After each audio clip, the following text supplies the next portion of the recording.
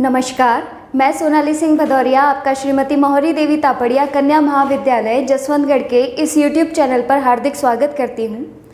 आज हम हमारी स्टोक थ्योरम के एग्जाम्पल्स की सीरीज़ को आगे बढ़ाते हुए एग्जाम्पल्स के बारे में देखेंगे। आप अपनी स्क्रीन पर एक एग्जाम्पल देख पा रहे होंगे। ये कह रहा है verify Stokes theorem for the function F vector equal X square I cap plus x Y J cap integrated round the square in the plane Z equal 0 whose sides are along the lines X equal Y equal 0 and X equal Y equal ए।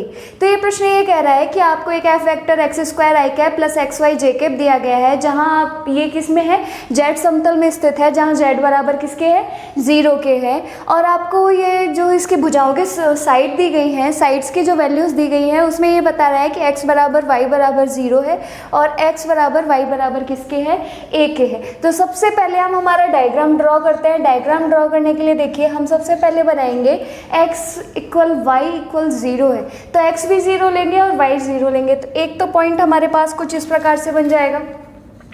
सबसे पहले मैं बना रही हूँ x बराबर 0, तो एक तो ये आपके बन गई y बराबर 0, ये आपके बन गई x बराबर 0। उसके बाद में ये मान लीजिए आपके बन गई है x बराबर a और ये बन गई आपके y बराबर a। ठीक है, तो ये जो आपके a b c और d ये पॉइंट्स निकल कर क्या है, ये जो पॉइंट हुआ आपके वो 0 0 हुआ, ये वाला जो पॉइंट हुआ वो आपके बना, ये 0 0 हो गया, ये आपके बन गया a और 0। x कितना है यहाँ पर, x a है और y कैसा है, 0 है। ये जो पॉइंट बना वो a और a बना, यानी x भी a है और y भी a है। यहाँ पर x 0 है और y कैसा है, a है, तो ये पॉइंट बना आपके 0 और a। कोऑर्डिनेट्स लिखने आप सभी को आ गए, ये 0 0 हो गया। यहाँ पर x a है और y क्या है, y 0 है। यहाँ पर x भी a है और y भी कितना है, a है। और यहाँ पर जब हम देखेंगे तो ये क्या होगा, यहाँ से x तो आपके पास 0 है और y कितना है आपके पास, x आपके पास 0 है और y कितना आपके पास a है। तो ये पॉइंट्स आपके पास बन गए। ये पॉइंट बनने के बाद हमें इसको स्टोक थ्योरम से सॉल्व करना है। तो स्टोक थ्योरम से करने के लिए सबसे पहले हम F vector dot D r निकाल लेते हैं। तो F vector dot D r निकालेंगे तो हमारे पास ये बन जाएगा x square d x plus x y d y, ये चीज़ बन गई। उसके बाद में देखिए अब सबसे पहले हमें क्या करना होगा, इसको आगे सॉल्व करना होगा। तो जैसे ही हम इसको आगे सॉल्व करेंगे तो आगे सॉल्व करने के लिए हमें इसकी वैल्यू निकालनी है।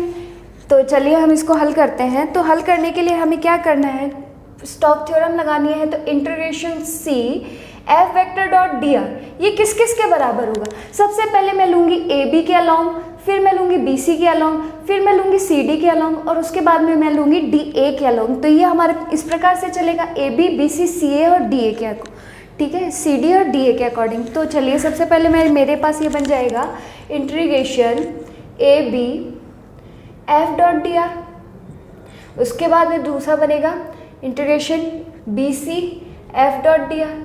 तीसरा बनेगा integration C D F dot D r और चौथा बनेगा integration D A F dot D R. तो सबसे पहले मुझे इसके लिए वैल्यू निकालनी है, उसके बाद मुझे वैल्यू इसके लिए निकालनी है, फिर इसके लिए और फिर इसके लिए। इस प्रकार से मुझे 4 अलग अलग वैल्यूज़ निकालनी है और उन 4 वैल्यूज़ के मान निकाल करके इस इक्वेशन में पुट करना है। तो मेरे पास स्टोक थ्योरम से ये क्वेश्चन क्या हो जाएगा, सॉल्व हो जाएगा। तो आपको सबसे पहले अपनी चीज़ समझ में आ गई कि आपको इस क्वेश्चन में करना क्या। चलिए सबसे पहले हम इनको हल करना शुरू करते हैं। हल करने के लिए हम यहाँ पर देखते हैं, सबसे पहले हम निकाल रहे हैं ए बी के लिए। आप इसे इक्वेशन 1 दे दीजिए, इक्वेशन ए दे दीजिए। ऐसा कीजिए, इसको इक्वेशन ए दे देंगे। आप ये नोट करते जाइए, मैं यहाँ पे रब करती रहूँगी। तो क्या होगा कि आपको लास्ट में जब इसमें मान रखने होंगे तो आप आसानी से रख पाएंगे। तो ये आपकी इक्वेशन 1 है। ये इक्वेशन 1 होने के बाद चलिए हम ए बी के लिए निकालते हैं। तो ए बी के लिए जब हम निकालेंगे तो हमारे पास कुछ इस प्रकार से बनेंगे। ए बी के लिए आप देखिए, ये रही ए से बी, कौन कांस्टेंट है, ए, एक्स का मान ए से ए तक जा रहा है। कहाँ से कहाँ तक जा रहा है, x का मान a से a तक जा रहा है और y की लिमिट कहाँ से जा रही है, 0 से a तक के लिए। तो हम a b के लिए लेंगे तो हम क्या कहेंगे, x बराबर तो कैसा है, a है, तो dx बराबर हमारे पास क्या आ जाएगा, 0 आ जाएगा। इसका कांस्टेंट वैल्यू है, इसका जब हम x के सापेक्ष अवकलन करेंगे तो ये हमारे पास कितना निकल करके आ जाएगा, 0 निकल करके आ जाएगा। y हमारे कहाँ से कहाँ तक जा रहा है, y हमारे 0 से कहाँ तक जा रहा है, a तक जा रहा है। तो y हमारे पास गया 0 से a, 0 से a, ठीक है। उसके बाद में चलिए लिमिट लगाते हैं, integration A B F vector dot D R. तो ये मेरे पास हो जाएगा इस प्रकार से, देखिए जब मैं इसमें x का मान रखूँगी तो x की वैल्यू जैसे ही मैं रखूँगी तो x बराबर मेरे पास यहाँ पर क्या है, a, तो ये a स्क्वायर, dx की वैल्यू मैंने यहाँ पर 0 रखी तो 0 रखते ही ये क्या हो जाएगा, पूरी टर्म हमारे पास 0 हो जाएगी। आगे अगले वाले में मैं यहाँ x की जगह a रखूँगी, a रखने के बाद y की जब मैं वैल्यू रखूँगी तो y की वैल्यू रखने पर y और dy की वैल्यू रख करके मेरे पास जो मान बनेगा वो ऐसा रहेगा a dy। उसके बाद में लिमिट मेरे पास y की कहाँ से कहाँ तक है, 0 से लेकर के a तक। अब मैं y के सापेक्ष का समाकलन करूँगी तो मेरे पास क्या बनेगा, हमारे पास है a y dy, ठीक है। इसको जब हम समाकलित करेंगे तो हमारे पास क्या बनेगा,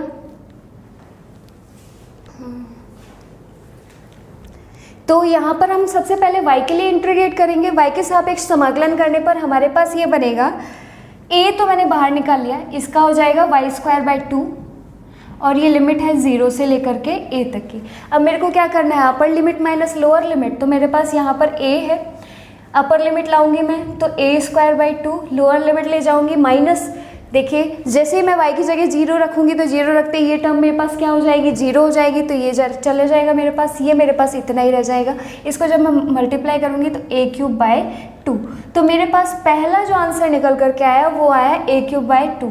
तो सबसे पहले ए बी के लिए निकल गया, अब हम आगे निकालेंगे बी सी के लिए।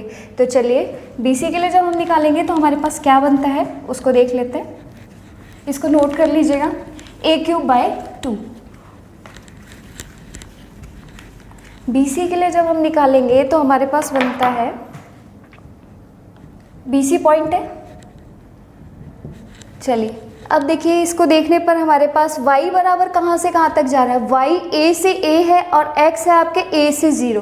तो चलिए y तो हमारे पास a से a है तो dy मेरे पास कितना आ जाएगा, 0 आ जाएगा। dy 0 आ गया, x की लिमिट मेरे पास कहाँ से जाएगी, a से 0, तो x मेरा जाएगा a से 0 के लिए। चलिए अब मैं इसको मान रखती हूँ, तो integration of B C F vector dot D r मेरे पास क्या बनेगा, इंटीग्रेशन, ठीक है। इंटीग्रेशन के बाद मेरे को यहाँ पर लिमिट लगा करके इसको हल करना है। तो जैसे ही मैं इसमें मान रखूँगी x बराबर क्या रखूँगी मैं, a, तो ये रखते ही मेरे पास क्या हो जाएगा, a square d x. X की लिमिट मेरे पास कहाँ से कहाँ तक है, a से 0 तक की। अब मुझे आगे क्या करना है, आगे फिर मुझे y की वैल्यू रखनी है। y की वैल्यू जैसे ही मैं यहाँ पर a रखूँगी ये तो हो जाएगा, dy मेरे पास क्या है, 0 है। dy 0 होने के बाद क्या होगा कि ये जैसे ही मैं 0 रखूँगी तो 0 रखते ही ये टर्म मेरे पास 0 हो जाएगी, तो इसमें कोई फ़र्क नहीं पड़ेगा, तो यहाँ तक इतना ही रहेगा। इसके बाद में इस लिमिट को मुझे सीधा करना है, लिमिट को सीधा करना है, a से 0 है तो इसको लेकर के आना है 0 से a। तो 0 से a के लिए लाने के लिए मेरे पास ये माइनस बाहर आ जाएगा और लिमिट हो जाएगी 0 से a square x square d x. अब चलिए इसको जब मैं आगे सॉल्व करूँगी तो आगे सॉल्व करने पर मेरा अवकलन जो समाकलन आएगा वो x के सापेक्ष समाकलन करना है मुझे। तो x के सापेक्ष समाकलन करते ही मेरे पास क्या बनेगा, x स्क्वायर है, तो x स्क्वायर का क्या होगा, x क्यूब बाय 3, और लिमिट कहाँ से कहाँ तक जाएगी, मेरी लिमिट जाएगी 0 से a। अब मेरे को क्या करना है, अपनी लिमिट पुट करनी है। लिमिट पुट करूँगी तो upper limit minus lower limit, तो अपर लिमिट मेरे पास कितनी है, a, तो यहाँ पर रखते ही मेरे पास बनेगा a क्यूब बाय 3, ठीक है। तो ये मेरे पास आंसर आ गया सेकंड। ये मेरे पास है बी सी पॉइंट के लिए। अब मैं अगला निकालूंगी सी डी पॉइंट के लिए। तो सी डी के लिए देखेंगे, सी डी के लिए जब हम करेंगे तो आप इसको सॉल्व करेंगे तो कैसे बनेगा आपके पास, देखिए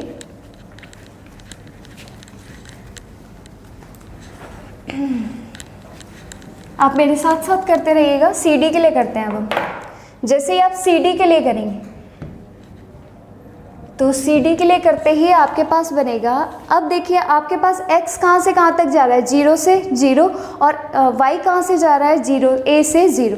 तो x के लिए जब आप करेंगे तो x बराबर आपके पास जाएगा 0 से, तो dx बराबर भी आपके पास कितना है, 0। और y कहाँ से कहाँ तक जा रहा है, y a से जा रहा है 0 के लिए। चलिए इंटीग्रेट करें हम इसको, तो ये हमारे पास C D F vector dot D R बन जाएगा। इसको जब हम सॉल्व करेंगे तो देखिए सबसे पहले हम इसमें जब मान रखेंगे तो हमारे पास x0 है, x0 रखते ही आपके पास ये वाला टर्म कैसा हो जाएगा, 0। इसमें भी 0 रखेंगे तो आपके पास ये टर्म भी कैसा हो जाएगा, 0। तो ये 0 डॉट आपके पास बन गया dy, और लिमिट आपकी कहाँ से है, a से 0। जब आप इंटीग्रेट करेंगे तो आपके पास आंसर कितना आ जाएगा, 0। तो सी डी पॉइंट के लिए हमें जो मान मिला वो हमें क्या मिला, 0 मिला। तो सी डी पॉइंट के लिए भी हमने मान निकाल लिया। अगला जो हम मान निकालेंगे वो किसके लिए निकालेंगे, डी ए के लिए निकालेंगे। तो डी ए के लिए जब मान निकालेंगे तो देखते हैं क्या निकलता है हमारे सामने। तो चलिए डी ए के लिए जब आप करेंगे तो डी ए के लिए आपके पास बनेगा, डी ए के लिए आपके पास x की वैल्यू कहाँ से कहाँ तक जा रही है, 0 से a तक, और y की वैल्यू कहाँ से कहाँ तक जा रही है, 0 से 0 तक। तो जो y बराबर 0, तो dy बराबर किसके हो गया, 0 के हो गया। उसके बाद में x कहाँ से कहाँ तक जा रहा है, x आपके जा रहा है 0 से a तक, तो x आपने ले लिया 0 से a। चलिए integration of D A F vector dot D R, जब आप इसको सॉल्व करेंगे तो इंटीग्रेशन ऑफ, अब देखिए लिमिट रखनी है, मान रखने हैं, मान रखेंगे तो आपके पास में जैसे ही वैल्यू रखेंगे तो आपके पास बनेगा x² dx। लिमिट कहाँ से कहाँ तक है, 0 से लेकर के a तक की। लिमिट कहाँ से कहाँ तक की आपके पास में, 0 से लेकर के a तक के। इसको जब आप सॉल्व करेंगे x के सापेक्ष समाकलन करेंगे तो आपके पास क्या हो जाएगा, x³/3, और ये लिमिट कहाँ से है, 0 से a। अब मुझे क्या करना है, upper limit minus lower limit. Upper limit मेरे पास कितनी है, a। x की जगह मैं किसको पुट करूँगी, a को रखने के बाद मेरे पास बन जाएगा a³/3 माइनस लोअर लिमिट रखूंगी। लोअर लिमिट मेरे पास कितनी है, 0। यहाँ 0 रखते ही ये टर्म मेरे पास कितनी हो जाएगी, 0 हो जाएगी। तो ये मेरे पास क्या आ जाएगा, जो चौथा मान है वो मेरे पास निकल कर क्या है, मेरा a³/3। तो मेरे पास 4 मान आने थे, a b b c c d और d a के। तो मैंने चारों अलग अलग मान निकाल लिए हैं। अब जो हमने इक्वेशन a बनाई थी उस इक्वेशन a में अपने इन चारों मानों को रख देते हैं। तो चलिए आपने अपनी कॉपी में नोट करके रखे होंगे अपने चारों मान। मैं अब उस इक्वेशन में इन चारों मान को रख देती हूँ। तो integration C F vector dot D R, तो ये था मेरे पास integration of A B F vector dot D R plus integration of B C F vector dot D R plus integration of C D F vector dot D R, उसके बाद plus integration of D A F vector dot D R.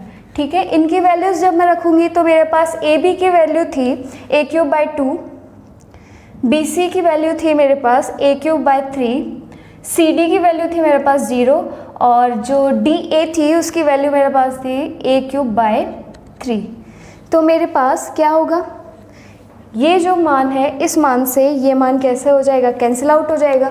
Plus से क्या हो गया, minus cancel हो गया। इसको cancel होने के बाद 0 ऐड किया तो आपके पास बनता है a³/2।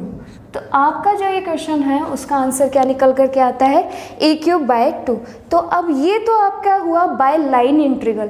किससे हुआ, लाइन इंटीग्रल। जब आपको स्टोक्स थ्योरम को वेरीफाई करने के लिए कहा जाए तो आपको एक बात ध्यान रखनी होती है कि वेरीफाई करने के लिए हमें 2 चीज़ें लगानी होती है। सबसे पहले हमें लाइन इंटीग्रल लगाना होता है, उसके बाद में हमें स्टोक्स थ्योरम लगा करके उसका प्रूफ निकालना होता है कि हाँ अगर ये आंसर आ रहा है तो ये ठीक है, और अगर ये आंसर नहीं आ रहा है तो इसका मतलब ये इसको सेटिस्फाई नहीं करता। हमने लाइन इंटीग्रल से अपना आंसर निकाला है a³/2। अब हमें इसको किससे प्रूफ करना है, बाय स्टोक्स थ्योरम। तो चलिए आपको क्वेश्चन में 2 ही चीज़ें ध्यान रखनी है। सबसे पहले अगर आपको ये कहा जाए इवेल्यूएट तो आपको सीधा मान निकालना है, और अगर आपको कहा जाए वेरीफाई तो आपको पहले लाइन लगा करके फिर स्टॉक लगानी है। चलिए ये तो बाय लाइन इंटीग्रल आया, अब मैं स्टॉक लगाती हूँ। चलिए स्टोक्स थ्योरम लगाएंगे। तो स्टोक्स थ्योरम जैसे ही हम लगाएंगे तो स्टोक्स थ्योरम लगाने के लिए मेरे पास क्या होगा, सबसे पहले मुझे कर्ल एफ का मान निकालना है। किसका मान निकालना है, कर्ल एफ का। तो कर्ल एफ वेक्टर जब मैं निकालूंगी तो आप जानते हैं कर्ल एफ वेक्टर निकालेंगे तो ये मेरे पास हो जाएगा i कैप, j कैप और ये हो जाएगा k कैप।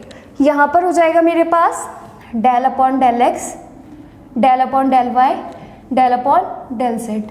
और आई, जे और के के गुणांक लिख देती हूँ। आई का हमारे पास ऊपर ही ऊपर गुणांक है एक्स स्क्वायर, जे का है एक्स वाई और के का है नहीं तो हम ले लेंगे 0। तो एक्स स्क्वायर, एक्स वाई और 0, ये हो गया। ये मेरी एक सारणिक बन गई। इसको अब मैं सॉल्व करती हूँ। तो जब मैं इसको सॉल्व करूँगी तो सॉल्व करने पर मेरे पास क्या बनता है, चलिए सबसे पहले मैं आई कैप की तरफ से खोलती हूँ। तो आई कैप की तरफ से निकालने पर ये और ये टर्म मेरी गई। यहाँ पर देखते हैं y का जब जीरो का जब y के रेस्पेक्ट में अवकलन करेंगे तो हमारे पास आएगा 0, फिर माइनस z के रेस्पेक्ट में एक्स वाई का जब करेंगे तो हमारे पास फिर से आएगा 0, फिर जे कैप के लिए करूँगी तो माइनस का जे कैप, ये और ये गया तो मेरे पास x के सापेक्ष 0 का अवकलन 0, z के सापेक्ष एक्स स्क्वायर का अवकलन 0, फिर जब मैं k के लिए करूँगी तो मेरे पास बनेगा k कैप, ये और ये गया। तो यहाँ से जब मैंने किया एक्स वाई का एक्स के रेस्पेक्ट में तो मेरे पास बना y, उसके बाद में एक्स स्क्वायर का y के रेस्पेक्ट में तो ये मेरे पास बना 0। ठीक है, इसको जब मैं सॉल्व करूँगी तो ये टर्म मेरे पास 0, ये 0, यहाँ से निकल कर के आया y के कैप। तो ये तो मेरे पास जो मान निकल कर के आया वो किसका है, कर्ल एफ का मान निकल कर के आया। कर्ल एफ का मान निकल कर के आने के बाद अब मुझे एन कैप निकालना है। क्या निकालना है, एन कैप। तो हमें ये क्या दिया गया है, एक्स वाई प्लेन में दिया गया है। किस में दिया गया है, एक्स वाई प्लेन में। तो आप जानते हैं ये कोई आपके पास एक्स वाई प्लेन है तो इसका जब आप एन कैप निकालेंगे तो एन कैप निकालने के लिए क्या होगा, जेड आएगा। तो जेड क्या होगा, इसके परपेंडिकुलर होगा। तो जो एन कैप आएगा वो जेड का इस रूप में आएगा, यहाँ परपेंडिकुलर के रूप में। तो आपके पास जो एन कैप की वैल्यू आएगी जेड के लिए क्या होती है, के कैप होती है। तो एन कैप आपके पास कितना निकल करके आएगा, के कैप। एक्स वाई प्लेन में जेड का परपेंडिकुलर है। ठीक है, उसके बाद में देखिए ये आ गए आपके पास दो मान।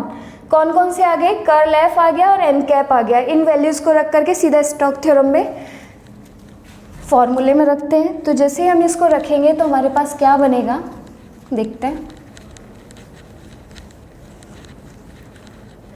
तो इसको रखने पर हमारे पास बनता है integration of S curl F vector N cap ds। चलिए ये हो गया हमारे पास। उसके बाद में अब हम इसको मान रखते हैं। कर्ल एफ वेक्टर की वैल्यू हमारे पास कितनी थी, y के कैप इंटीग्रेशन y के कैप। एन कैप की वैल्यू कितनी थी, k कैप।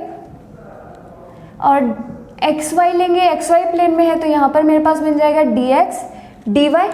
ये बनने के बाद अब मुझे लिमिट लगानी है। लिमिट में x कहाँ से कहाँ तक जा रहा है, 0 से a, और y भी कहाँ से कहाँ तक जा रहा है, 0 से a। तो मेरी जो लिमिट आएगी वो कहाँ से कहाँ तक की आ जाएगी, x और y के लिए 0 से a। तो x की लिमिट हो गई 0 से a और y की लिमिट भी कितनी हो गई, 0 से a। डबल इंटीग्रेशन हो गया मेरे पास। चलिए अब इसको सॉल्व करते हैं। सबसे पहले y के रिस्पेक्ट में करेंगे। तो जैसे ही k डॉट के कैप डॉट के कैप आपके पास कितना बन जाएगा, 1 बन जाएगा। तो ये आपके पास हो जाएगा 0 से a y dx dy।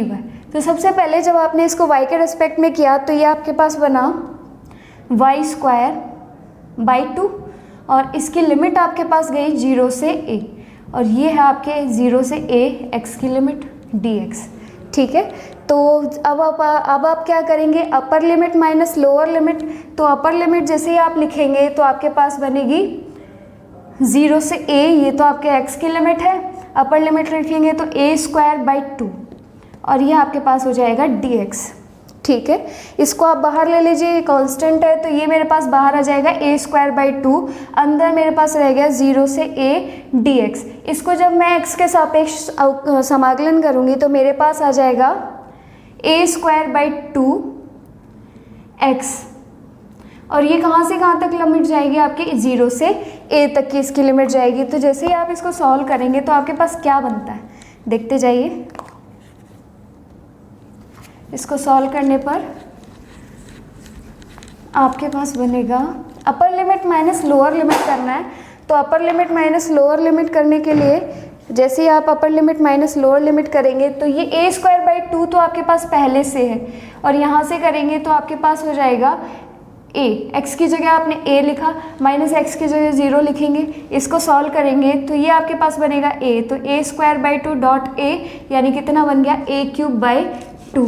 हमने पीछे जो लाइन इंटीग्रल से मान निकाला था वो भी यही था, और स्टॉक से निकाला तो वो भी मान कैसा आ रहा है, a³/2। तो इस प्रकार हम क्या कह सकते हैं कि ये जो थ्योरम है, ये जो एग्जांपल है वो स्टॉक थ्योरम को सेटिस्फाई करता है। आप इसी प्रकार के और एग्जांपल्स सॉल्व कर सकते हैं। अगर आपको ये वीडियो पसंद आया हो तो लाइक, कमेंट और शेयर करना बिल्कुल ना भूलेगा। मिलेंगे एक नए वीडियो में, तब तक के लिए नमस्कार।